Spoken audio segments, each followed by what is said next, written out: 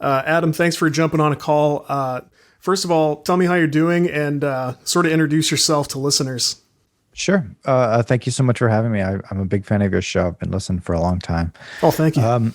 So I'm a composer and a sound designer. I've been doing audio for games professionally for really over a decade now at this point.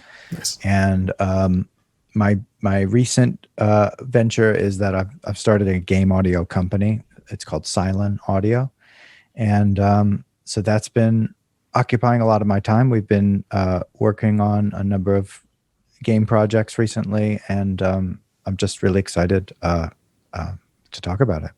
Very cool. I'm glad to have a Silen representative on because we've all been buddies for a while, and that's been nice. We're connected on Twitter and everything, so this is overdue. If you ask me. Yeah, it is. Yeah. How long ago did the dedicated or semi-dedicated game audio stuff start for you? It's a good question. So I've been involved. I've been making music for probably almost 2 decades at this point. And I was doing sort of electronic and sort of hip hop music for a while, really just, nerdy technical stuff. And I got kind of obsessed with music for media, specifically music for games. So I knew I was in New York. I was living in New York City, and I knew I needed to be in LA. That was just where a lot of the great composers that I was admiring were. Yeah. So I moved out to LA, and pretty quickly I was working under some big composers. And that's really where when you get a job like that, you're kind of thrown in the deep end and you're expected to just do a whole bunch of different stuff very quickly. So it's kind of a sink or swim moment. And that's when I really took to it. It was like, oh, wow. Okay. This is what I love to do. And so, yeah, we worked on a whole bunch of different AAA projects, some indie projects, some, mobile stuff like that. And doing everything you can imagine, from looping stuff, creating transitions, writing music, of course, getting the orchestra together, and coordinating with clients and all that kind of stuff. And after a few years of doing that, I was good. I was comfortable. I was confident. It was something that I knew I should be doing pretty much. You have a lot of great sample music online. If listeners want to check out a lot of what you do, it's very easy to find on YouTube, on your website, which is silen.audio. Is that right? Yep, silen.audio. Got a lot of good stuff available so people can sort of get a feel for what you do. I see a lot of varied instruments and equipment in the studio, or at least whatever room you're in. I don't know if you consider that the main area. Oh yeah, this is it. This is where it all happens, for me at least. Yeah. I mean, I play a lot of different instruments. Some of them passively, just enough to get down what I need to get down, and then some of them I go really deep. You can see a lot of synthesizers that I've been tinkering with and all that stuff behind me, and some guitars and some ukuleles and stuff like that. Yeah. Something I love about music, I don't get to talk about music too much on the podcast, and maybe a couple listeners will go, no, you talk about it all the time.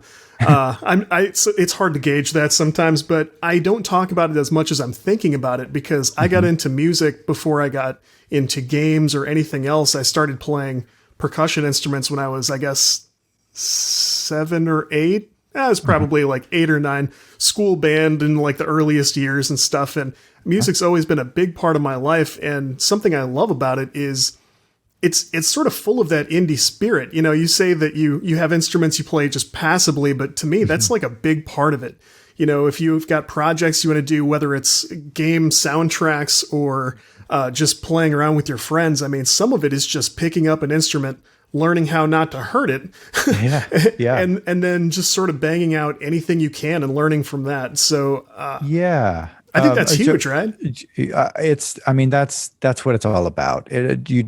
You shouldn't be afraid to mess up and actually practice. That's what practicing an instrument is. You just keep doing it over and over again until it sounds good. And if you're trying to record something, you usually have enough time to get it right. So that's really, I think that people put these tools on a pedestal, and they shouldn't. It should be accessible to everybody. Just pick it up, make some noise until it sounds the way you want it to sound, and that's it. That's making music. Yeah.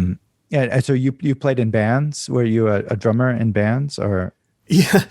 It started for me as, a kid in the school, mini orchestra thing with all the, Goodwill instruments and everything that they're able to collect and keep in the janitor's closet or whatever. But from there, I got really interested in like playing a drum set, as any kid in that situation would. And so, did that through junior high, stuck with the concert percussion stuff throughout high school, got to play Carnegie Hall. I was very fortunate to do that in my senior year, which, I tend to talk about a lot.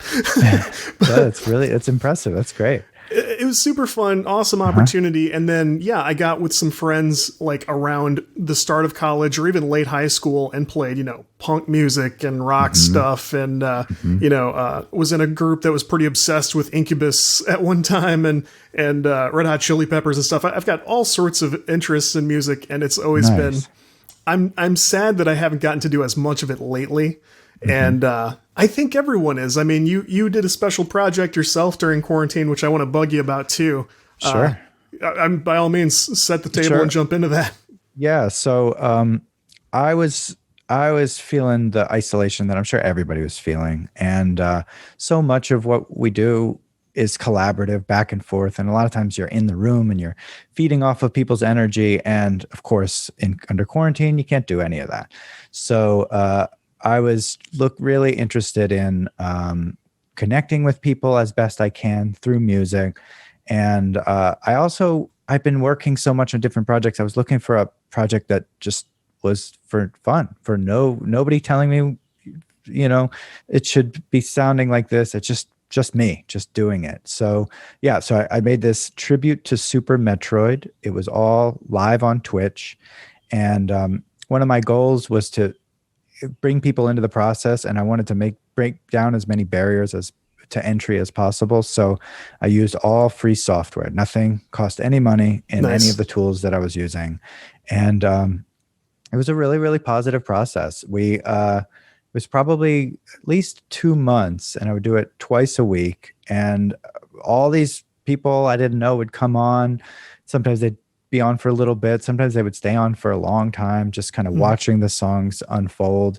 And it really was a sort of a back and forth process, because the album was not what I meant to make when I first started, but it was through the feedback of people. They'd be like, "Oh, that's really cool. Keep doing that." And I'd be like, "Yeah, okay, that is cool. You're right."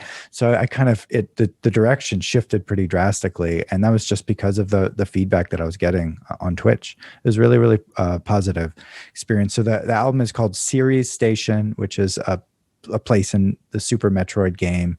And all the music is Super Metroid covers or inspired. And it really sort of took a hip hop direction when I was making it. So you can check that out. It's under my name, Adam Fligsten. Series Station. Yeah. I love that. Does any of that footage still exist? I mean, is any of that saved on Twitch or anything? Twitch has weird rules about saving footage, but I recorded all the footage. I started to upload it all on YouTube, and then I didn't. It's saved on my computer. That's a big job. Yeah. The first few weeks you can find on YouTube if you look for them. If you want me to keep going, bug me, and I've got them all. I can't tell you how many things like that I do. I'll say certain things on the podcast I'm going to start a series about, or I'm going to start doing this thing, and I kind of wait for somebody to go like, "Hey, where is that?" Just so I know it's not going to go just into the abyss. That's right. You need a little kick in the pants sometimes. I would encourage people, like, definitely get on people's case about stuff you want to see, because I think a lot of people are doing that now, because there are only so many hours in the day. But that's an extremely cool thing to do in quarantine. And I love the sort of collaborative nature of that project. And man, it kind of reminds me of the old, what was that website? Like the OC Remix days. Were you ever in on that? No, I don't know if I know that. It was like, it was a long time ago now, but it was a website where people just did uploads of covers of stuff, and there was a lot of like, Oh it's yeah. Donkey Kong with a twist or whatever, and I used to love that. I'm so sorry that there's not as much of that these days, you know? Yeah. Yeah, that culture of covers and tributes and just fan, kind of loving music from video games, whether they're recent video games or from their youth. It's such an exciting, in the video game audio world, it's one of the most just pure and passionate and just kind of honest places that you can find. People just want to celebrate music that they love, and I don't know. There's something just so genuine and pure about it. I really love that community. I'm a big fan of it. Yeah, it's really kind of a magical outlet for artwork because so many things like that are protected by different things. You can't necessarily just go make like a full on Nintendo fan game. People really go through just torturous ends for those projects, but musical covers and stuff are kind of a fantastic way to celebrate games and stuff that you love, which is why I think that there should be more of it. And I love to sort of heap praise on it when I see it. So For sure. Yeah. in terms of original game music, we should talk about anything recent. You can talk about anything that's going on now that you can talk about. Like, I think people would be curious about that too. Sure. So yeah, I am swamped with NDAs. So there's plenty right. that I would love to be talking about, whether it's my company Silen, what we're working on, or stuff I've done under my own name. But so I can only talk about a small fraction of it. What I can talk about is I had some music in the recent Marvel vs. Capcom Infinite that came out. Man. And that was actually, I realized afterward, that was not too dissimilar of a project. I was co-writing this with a great composer, Cody Matthew Johnson. And we were tasked with reinterpreting Capcom original kind of exciting, 90s and 80s tunes and bringing them into a modern context. So, I didn't set out to do that, but I guess I'm just comfortable in that workflow. But yeah, we listened to them, we reinterpreted them. They were really kind of 8-bit sounds, but we brought in newer instruments, more modern instruments. And that was a really fun project to be a part of.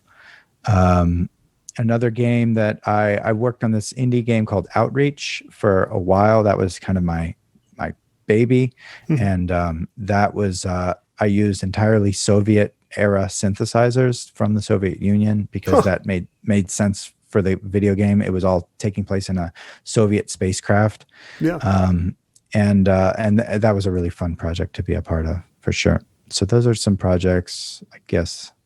There's a whole bunch more that I wish I could talk about, but this is another one of those, like, write this person's name down and check back in 6 months. Yeah, for sure. Yeah. And we have shows like that all the time, of course, so it's totally understood. But it's so cool. Your website lists everything from like AAA and indie games, movies and commercials. I mean, you've gotten to do really cool work, and I'm guessing part of that, beyond of course talent, ability, and all of that, but I mean, you've been in the right places at the right times, it seems like, too. So did you start in New York, or did you have to relocate there too from somewhere else? So I grew up in Maryland, and then I went to school a little bit actually in Southern California, so not too far from where I am right now. And I wasn't really getting the music education that I wanted. I've always been, just like what you said, I've always been a person who wants to kind of push myself close to wherever the action is that I'm excited about. And so before I got into video games, I was really excited about indie electronic music and indie hip hop. And New York was just where it all was happening. So I was just like, okay, I'm going there. And I didn't know anybody. I was 20 years old, and I eventually was working at a record label and a record distributor in New York. And then LA was the same thing. It was like, okay, I need to be where the exciting music is happening. And it seemed to be LA. So I found a way to get to LA. And then I bugged people until they let me work for them or let me just show up enough. And then, yeah, that was how I kind of started to get involved in AAA games and also music for movies and TV and stuff like that.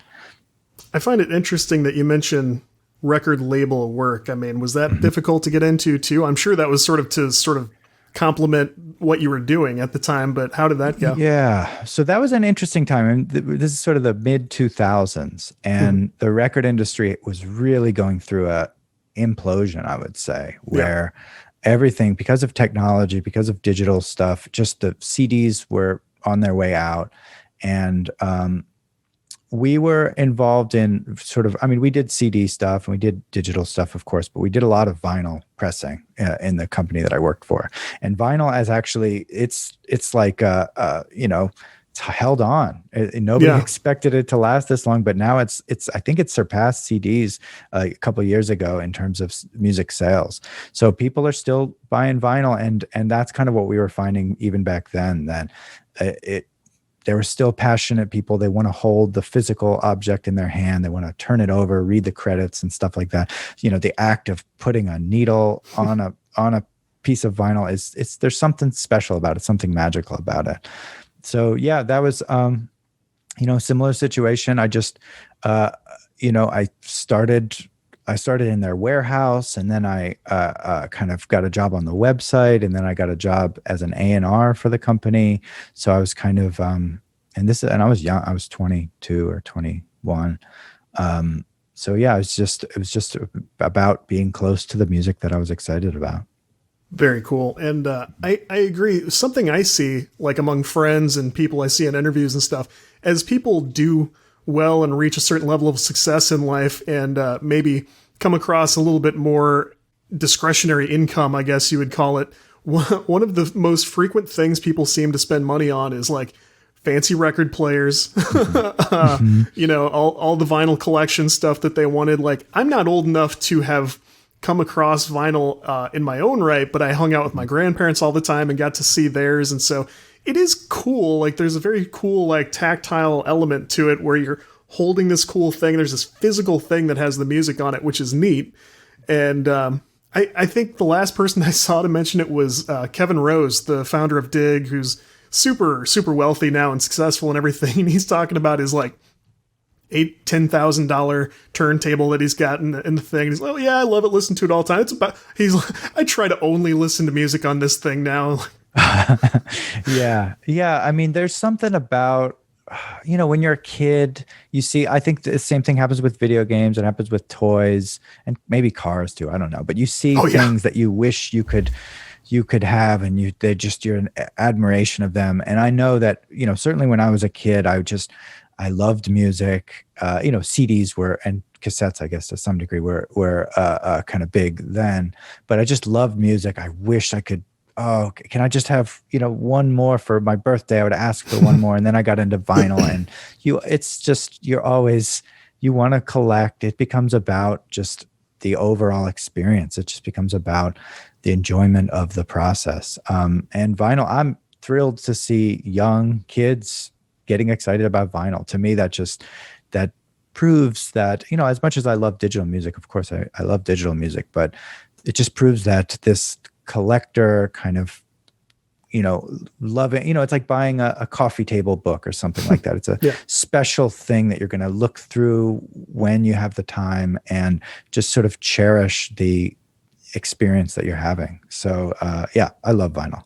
I never really thought about it, but there is kind of an interesting parallel between record stores and maybe something like arcades, because it's this thing that we don't 100% need to, appreciate music or appreciate games, but there is definitely this magic to it. And I think it's good for younger people to go in and experience this thing, like walk through an aisle and see stuff and learn this appreciation. A little bit of the magic goes away if it's all on Spotify. Thank God for Spotify and everything, but just the way I appreciate my Steam library. But there's something also very cool about seeing these things, touching them. I know I'm not breaking any new ground with this observation, but it is very cool, and I hope the record stores don't go away completely anytime soon. Yeah, I mean they're hanging in there. If you had asked me 10 years ago, I would have been a lot more dour and, kind of just like, well, digital's taken over, but at this point I don't think so. I don't think they're going anywhere. And people love it. And it's not just older people of an older generation. That's the part that I think is really heartening to me. Yeah. Speaking of the project you did with the Twitch streaming and the cool album you got to make, tell me a little bit. Obviously, I'm not asking you to list everything, but tell me some of the cool free products you found for this, because I think another big takeaway today is going to be, sort of helping indies sort of navigate this themselves a little bit if they're not successfully doing that already. So you can do almost anything you want to do with free software. I mean, I think that there's so much emphasis on magic boxes in this business. You buy this $3,000 compressor and it'll make your vocals whatever, this or that. And sure, I get when you reach a certain level, maybe the 0.3% special, gain that you're getting from this box over this box, maybe there's a value to that, but it rarely does it actually matter. And I've always believed that, I always known that, but I think teaching kids that is really, really important, because you don't want them to feel like they've lost before they've even started. You don't want them to feel like something is unattainable for them to ever get a professional sound, a polished sound, a great sound. So yeah, there were so many. I don't want to get too nerdy and go too far into talking about specific companies, but basically, there were EQs, there were reverbs, there were compressors, there were samples that I found, and they all met or rivaled exactly the top shelf stuff that you could get, and they were totally free. So it took me a little bit of time to put away some of my favorite tools. It's like almost like you're building a house and you have a hammer that you just use all the time. You know how it feels, the weight of it, and then somebody gives you some other thing, like a big rock. Yeah, and they're like, here, it works just like a hammer, and you're like, does it? But then after a little bit of time, you're like, actually, it does work just like a hammer, and I don't even miss my original hammer at all. This is totally comfortable, So that was pretty much what the process was for me doing this. After about a week or two, I was like, this is fine. Now you're right at home. Yeah. Yeah, exactly. I like that, because we come up with a lot of stuff on the podcast, I feel like, that I always tell people, like, everybody should try this once. I think the last thing was, writing, if you hadn't written professionally or something like that, we talked about it with our friend Jordan Michael Lemos, who worked on Assassin's Creed. We're talking about screenwriting. Like, if you've ever thought of, like, wouldn't it be funny if there was, like, a comedy sketch where the following happened? And I told people, like, try that if you haven't, because writing in that style is a good skill to have. It helps you think of, like, actually breaking stuff down. This is a long way to say that I feel the same way about music. It's not that I think everybody should be responsible for their entire original soundtrack. I think that's unrealistic. But to help you see what you're capable of, learn what you like, and work better with somebody who will take care of it for you, like yourself, people should get into it and get their hands dirty a little bit and learn that process, at least what goes into it, because you become a much smarter customer when you're working with somebody like Adam and trying to explain, here's what I want, go use your magic boxes and bring it back. I think people should try it. Yeah, I think about this a lot when we talk about storytelling and we talk about art creation. I think that the moment where we can hold a pencil or a crayon, we're encouraged to draw, and then we get a little older and our teacher shows us the color wheel, and maybe they show us Vincent van Gogh paintings or something like that. And what we're doing is we're building these trenches in our brain, or we're building sort of a basic understanding of what visual communication looks like at a really, really early age. And most of us are not going to be professional artists, but if you go on to become a professional artist, you're going to build layers and layers of nuance atop of that scaffolding that was given to you at a really, really early age. And from a verbal perspective, or text perspective, storytelling works the same way. You're told at an early age, write a story about your dog or SpongeBob or whatever it might be. And you're not good when you're a kid, but you need to go through that process of kind of building that scaffolding. And then you get a little older and your teacher tells you about what conflict is, what a character is, what a protagonist is, these kinds of things. And you're sort of encouraged to explore in this medium, in this style of storytelling. And for audio, I don't think it's the same way. And it's a little frustrating to me because it could be. The earliest experiences that a lot of kids get is they're given a recorder, a little plastic flute or wind instrument. And it sounds like crap. I mean, there are some professional recorder players who can make it sound really beautiful, but in the hands of a kid, it's awful. It's awful for the parents. It's awful for the teacher. It's awful for the kid.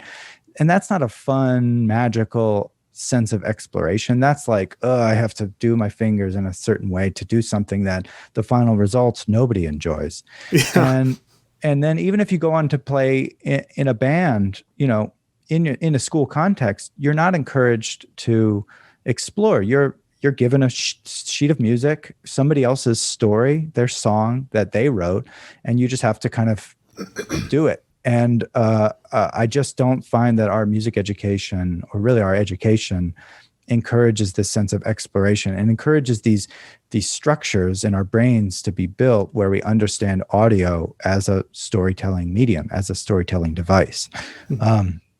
So yeah, just like what you said, everybody should be exploring audio. Everybody should be exploring music. And there's some iPad apps and there's some ways that you can, hit the button and have these colors and have these sound and sort of interact with sound in a non-music theory sort of way. And I really do encourage people to be doing that because that's where it all starts. That's where your understanding of audio as a communication device, not words, but just pure audio as a way of communicating to people. That's where it all begins.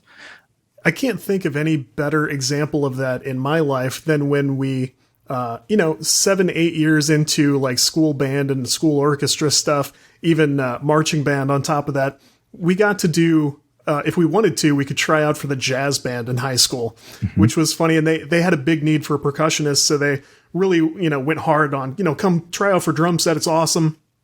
And I feel like drummers do get, it's more natural for us to explore because if you're keeping the beat, you're not going to get the notes wrong. So it's much more natural to like, hey, I can do this here. I can change this style up a little bit and it's fun.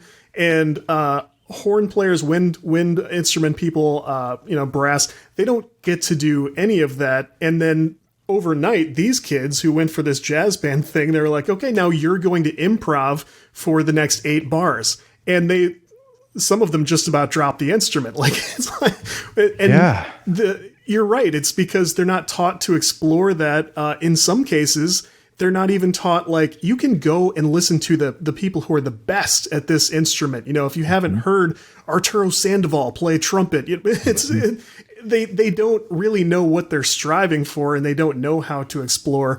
And I agree. It should be one of the first things that you're taught. Everybody should be handed a couple of sticks, like everybody hit on the beat. Now go crazy, do something else, That's right. That's exactly right. And especially with technology, we have tools that kids can have fun while they're exploring how they're interacting with audio. And there are some great apps and there's great things that attempt to do this, but it's just not as common in the formal curriculum that I wish it were. There's no reason for it not to be, in my opinion. Yeah, I'm kind of sad that the great video games that tried to go this direction, I feel like for 5 or even close to 10 years, we had really great, we had Guitar Hero and Rock Band and the Guitar Rocksmith or whatever, the taught you guitar. We started to take off in a really great direction, and those games are so far from being like business friendly, I think, is maybe the problem. The publishers were like, we got to get back to Call of Duty. It doesn't make as much sense, but I wish we had gone further in that direction, and maybe VR. I don't know.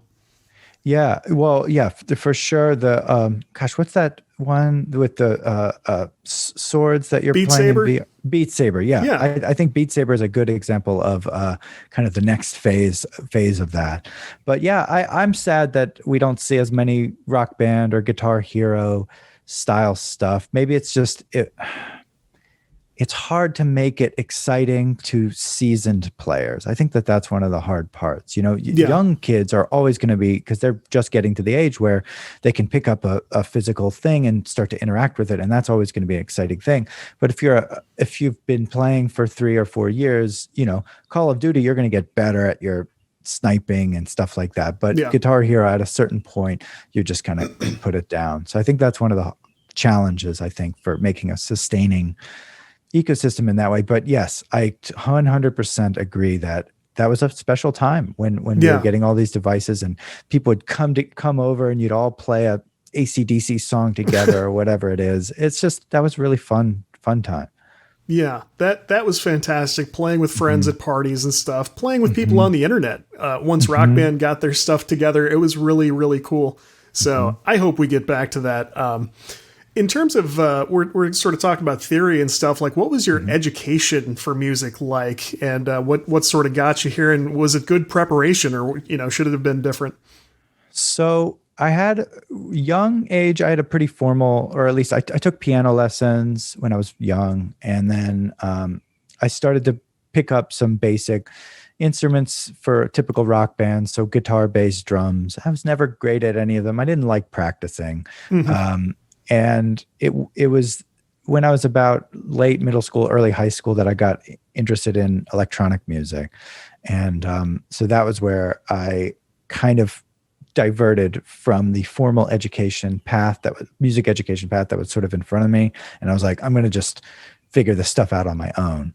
And I was not encouraged to do any of this. I wasn't shown any of this. I just kind of knew I needed to. It was something in me. And so had I stayed in a more formal music education thing, I don't think I would have ever been taught to explore electronic tools the way that I was. And so formal education was really pushing me towards a more traditional sort of classical background. And eventually I had all these gaps in my knowledge. I was winging it for a while, especially when I was in New York. I didn't know as much about music theory as I needed to. I didn't know as much about orchestration and the way classical instruments work. But eventually when I came to LA, that's when I did start to take some orchestration classes, take some composition classes, get a little more comfortable with some of the formal stuff that I had papered over up until that point.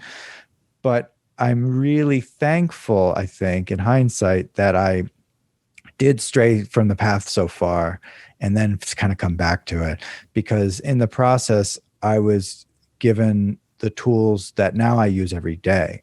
Because when you make a video game, when you do video game audio, you're essentially using a big sampler. It's a complex sampler, but you're sticking audio files, you're triggering them in the right way, you're having them interact. And basically all of it is stuff that I was doing when I was in high school. So it took me a while to realize sort of why I was so drawn to it and why it was so comfortable for me. But I think that's kind of why. So yeah, I did have a pretty decent formal music education, but I came to it later. And then in the meantime, I did a lot of informal electronic stuff. Yeah. The piano lessons seem to be the great gateway for many of the people who get very good at music and who are very knowledgeable about it later. I'm sorry that wasn't my first instrument. Like, instead of percussion stuff, of course I learned reading patterns and doing stuff like that. But I mean, God, drum practice, you talk about not liking to practice. Like, high school drumline practice bordered on child abuse. It was more like football practice. It was like, you're going to be out in the heat for 8 hours all summer. And when you go home that night, here are some like rapid drum patterns you need to practice, and you need to just keep doing them for a couple of hours a night to build up those muscles. Like, my hand and wrist muscles are insane. I can snap my fingers just by closing my hands the way most people would like. Oh my gosh. Yeah. That's impressive. Like the rapid clapping and all that stuff. It's stupid. It's pointless, but it's fun. And like, meanwhile, the people learning piano are super good at theory. They didn't have to crack a textbook to just pour over like the scales and the progressions and everything. I think that's a fantastic way. So that's what we're aiming for with my son.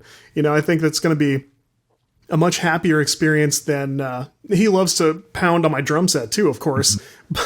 But the people who start with piano, that seems to be a great way to do it. Here's a question. Do you find yourself? I don't know a ton about your process when you're doing like soundtrack work and stuff, but do you incorporate a lot of like real instruments beyond keyboards, or is it mostly like MIDI controller stuff, that kind of thing? So whenever I can, I will incorporate real instruments. I love to, whether it's just something I'm playing myself, a guitar or mandolin or something like that. I have a bowed guitar called a guitar viol if I need a simple sort of a string line or something like that. But if I can hire an orchestra, if I can hire a professional player who's not futzing through it the way I sometimes am, I will always do that. And sometimes we set them up right here in the studio. We'll have 3 players or 4 players, set up microphones. We'll do it all right here. It's very close and very intimate. But a lot of times we go and we rent a studio and we hire an orchestra. And that is, to me, that's when I am just at my most happy, kid in a candy store. I love incorporating real players because these are people that, you know, the same way I've been sort of hunkering over a computer writing music every day all the time, these are people that have been playing their instrument just all their lives since they were, you know, almost too young to hold the bow. And to be working with such professionals, such, you know, virtuosos of their craft, it's just the best. There's nothing better than that. I don't know if this is a smart or stupid question, but I mean, do you have to like write sheet music for people in that situation, stuff like that? That's very cool. Yeah. We prepare everything. We've got it all laid out. Sometimes we're making changes on the fly. Sometimes we're saying, you know, oh, play up an octave. Or if you make a mistake, you say, ooh, that was supposed to be a C natural, not a C sharp. You know, sometimes we're making some changes, but 99% of it, it's all written out. It's all ready for them. So just a humble suggestion for next year's streaming event. Let's maybe get you with like studio cameras set up and a bunch of anybody who would like to come participate, like a big collaborative thing. I love, and I say that because I love watching stuff like that. Every time they release footage of that from like a movie, there are some very cool like music behind Star Wars, you know, things like that. I love watching that kind of stuff. I can't tell if that's just me as a music fan or, you know, a former music student, but I feel like everybody loves that, right? Yeah. So I think that there's something in us that loves to watch people work together. And it's the same thing that happens when you're watching a really cool, like a ballet or a really cool dance routine where there's, you know, 50 people on stage all doing a really tightly choreographed routine. I think that there's something in we love that. It's just as humans, we just love watching people do something creative and artistic all together. And I can tell you, I've been in the room of recording studios and orchestral sessions where, and it's hard to capture this magic that I'm about to talk about.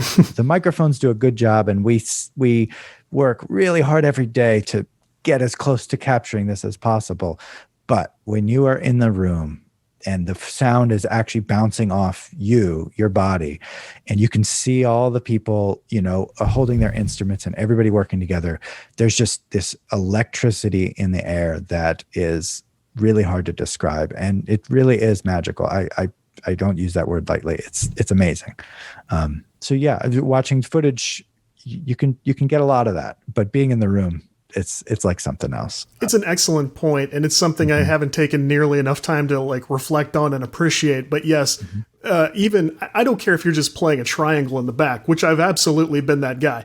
But something about being in that room with everybody and just feeling the sound, and it sounds silly, but there's a very real thing where it's just there's nothing like it, and certainly going to see a performance of that kind of thing is absolutely awesome as well. So anybody who hasn't, in the rare circumstance that you haven't seen a performance like that in person, go do it. There are tons of great things to go see, traveling things, local things. Go hear some classical music or some one of those traveling soundtrack shows. It's all great.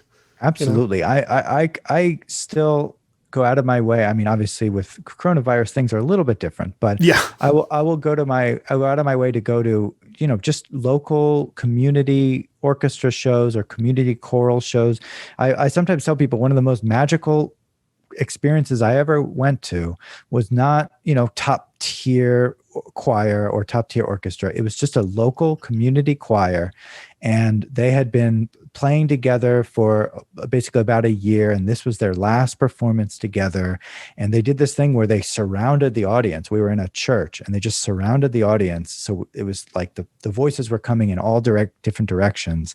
And for them, they were all sort of saying goodbye to each other, so you could feel the emotion among the singers in the room. And then for us, the sound was just kind of, it's in this beautiful church space, just surrounding us. And this was a local, this was not something that was unattainable. I think every town, every city, there are people that are playing together, people that are singing together. And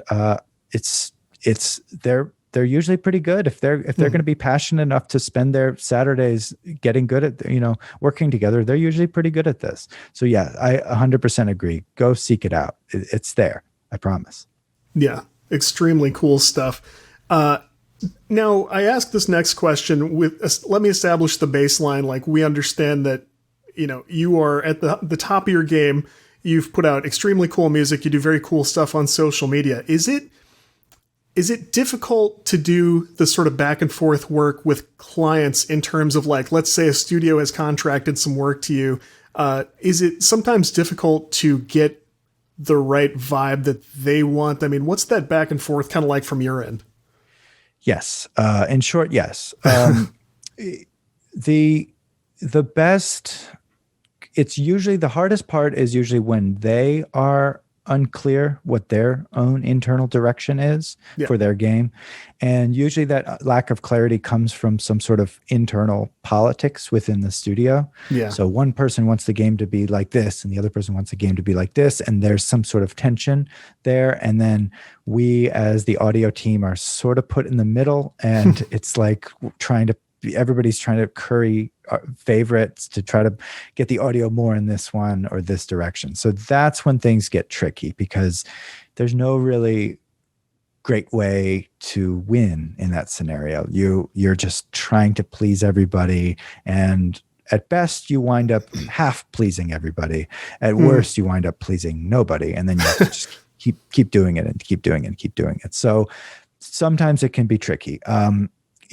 And you never know. Sometimes you would expect one studio to be very corporate and by the books and not really care about certain emotional or story. They're just trying to make a buck. And then you work with people, and they're some of the most intelligent, creative sort of people you'd ever expect. And then the flip side is also true. You'll be working on an indie game that seems like it's really passionate and artistic, and you're excited to explore and do out of the box sort of stuff.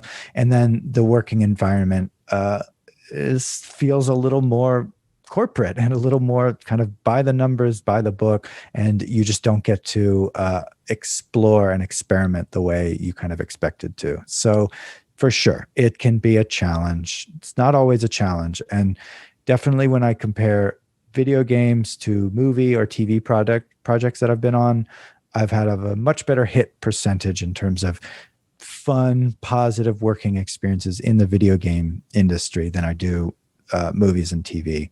But there are still the occasional difficult job for sure. Yeah. And this is not to wander into like throwing shade or anything, but I've seen a number of presentations, because I've gone to a lot of like indie dev festivals and conferences and expos and things, and I've seen some talks in person from music composers, and I've seen all over the spectrum from like the kind of stuff you're talking about, like deeply emotional and the most, just the height of composition you could be doing in this world, in this age we live in, with the tools we have. It's just this beautiful process. And then I've seen like things that surprised me. Like I met a guy one time who said like, "Oh, I never turned down any job." And I thought, really? And he's like, if you can meet, like, if you want to send me $5 and you need a song for a game, I will send you back something. And he gave us sort of some examples of what something meant. And he's very good at what he does. I was surprised at what he was sending back. It was like, I have an hour to work on this, and I'm going to start this drum machine, and I'm going to do the following over it. And I thought, in a way, I get it. Like, as long as the client understands what's going on and what they're getting back for that amount of money, okay, fine.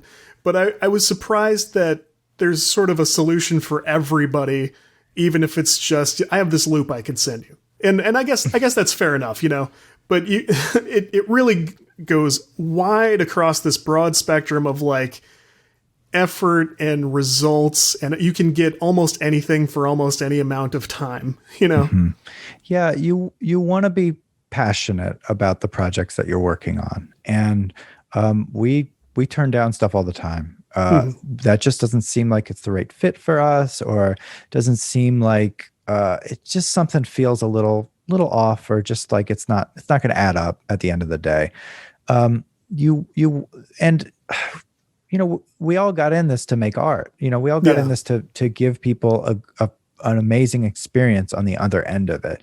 So it's those moments where, and I'd be lying if I said it didn't occasionally happen to me, where you just kind of feel like you're punching out on the clock. Sure. Sometimes it's a business. Sometimes this stuff happens, but it's those moments that we try to avoid as much as possible. We try to do our due diligence to not work with clients where we think it's just going to be just cranking stuff out with no sense of what the player is actually experiencing, no sense of giving them a positive experience.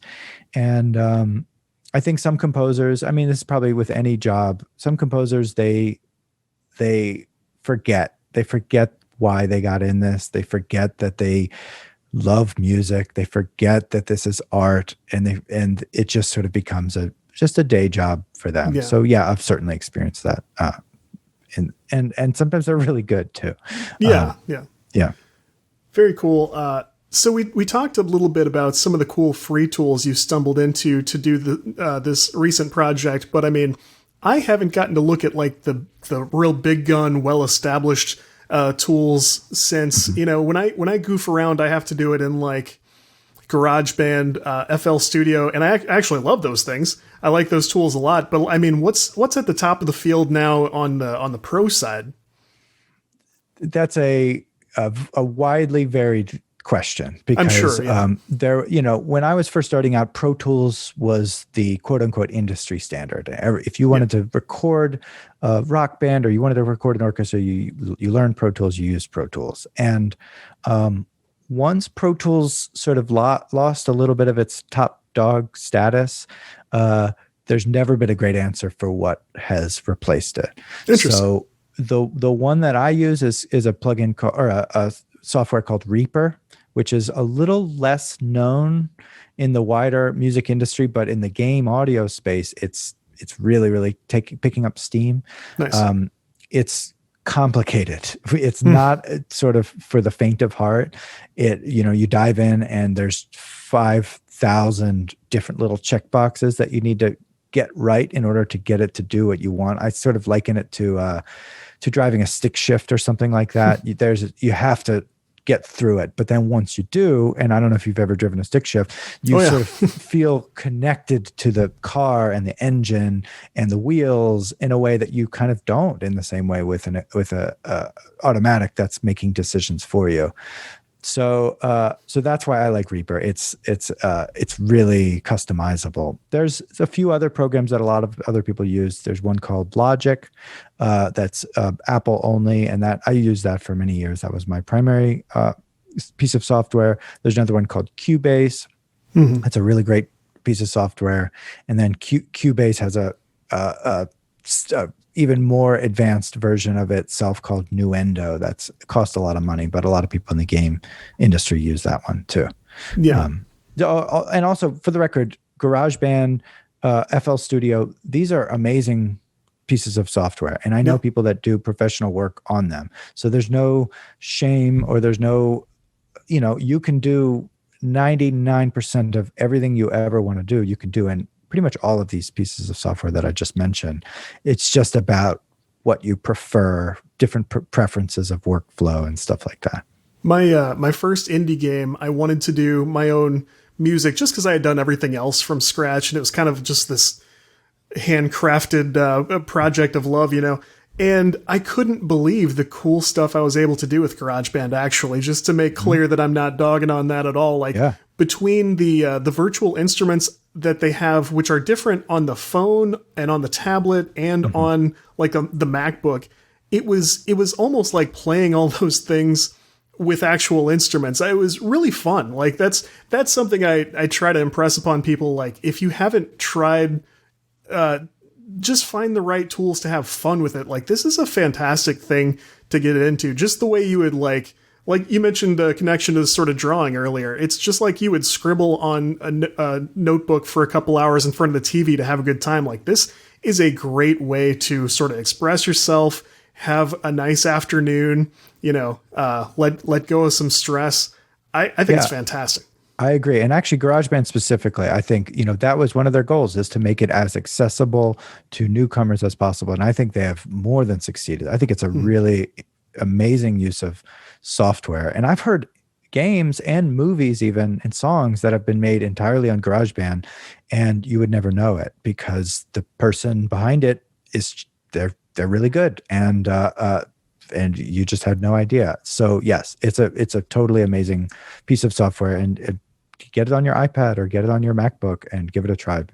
You will have fun, Yeah, absolutely. So as time kind of starts to run short, sure. People, I say this as a joke. Many listeners have heard me mention Silen many times now, but now that I have somebody knowledgeable on the horn here, give us sort of the pitch of what you guys do for indies that call in, or larger teams that call in and say, we don't know where to start with our audio. What do you do? Sure. So we are all about finding the core meaning of the game, whatever that might be. It could be a action scrawler, action, where you're always fighting bosses, bullet hell kind of a thing. And we're going to be asking ourselves sort of, what is the player's emotional arc in this level? Are we amping them up so that they get really excited, and then once they beat the boss, are they feeling like they just won a game? It's like whatever the game is, or is it sort of a dark, scary type thing? We're going to be just zeroing in on what are the finest details that make this game completely unique and different from every other game out there in the world. That's our number one focus. And then once we start to get a sense from that, and we're helping developers developers will usually know better than us. Once we get a sense for that, then we're going to be asking ourselves, what is the most perfect audio that just backs up and supports every aspect of that emotional experience? So our number one concern is, what is the story that the game is telling? What is the player's emotional arc as they're going through it? And then how can we have audio not just sort of be window dressing to that, but actually further every aspect of the emotional experience that the player is feeling? And from a practical level, that usually is we're doing what's called asset creation. So we're doing sound design, we're doing music, we're recording some dialogue. We do some dialogue services as well. And then we also do implementation. So we'll be physically taking the files, we'll be setting them up in the right kind of way, making sure they all sound good, they're all kind of working together. And our goal is to have sort of a holistic idea of what this game is, what conceptually and on a more deep level than just sort of what it looks like or what happens in it, and then create the perfect audio for that. And sometimes we're just making files and sending them out, but sometimes, especially on some sort of indie projects and some medium level projects, we're almost like the audio wing of their studio. We become like a de facto audio department in their studio, and we're there showing up to meetings and helping them hit milestones, and just providing our audio expertise kind of every step of the way. That's very cool, because the other side of, hey, music is fun, give it a try, and, learn your own audio design and everything, when it counts and the budget's in place, but the time is not, I can't imagine how relieved it would make you feel to be able to find someone like yourself and say, we got to hand this part off to you and you're going to save our butts, So it's got to be, I can only imagine the relief that those people feel, knowing that it's in good hands. Mm-hmm. For sure. Yeah. We love working with developers, and we love speaking their language. We understand what it means to make a game. So, we're already, I wish I could be talking about some of the cool projects that we're working on. Hopefully soon you could hear all the cool stuff we're doing right now. We will have to follow back up again in a while so we can kind of fill back in those gaps. But as we wrap it up, let people know where they can find you online, the various social presences, anything you want to sort of shout out. Sure. So the main place is the website. It's silen.audio, SILEN.audio. And there's a contact form there. You can also schedule, a short call with me or with one of my staff, and we'll talk through what your game is. We'd love to hear about what challenges people are going through and what their goals are and all that stuff with the game. So you could either just send us a message, or you could book a short little call on silen.audio. If you want to follow me, my name is Adam Fligsten. You can find me on a whole bunch of different social media. If you just Google search it, Twitter, Instagram, YouTube, stuff like that. Also, I have a website, adamfligsten.com. And premium tweets. Let me put that out there. I enjoy following you on Twitter. So thanks. I appreciate that.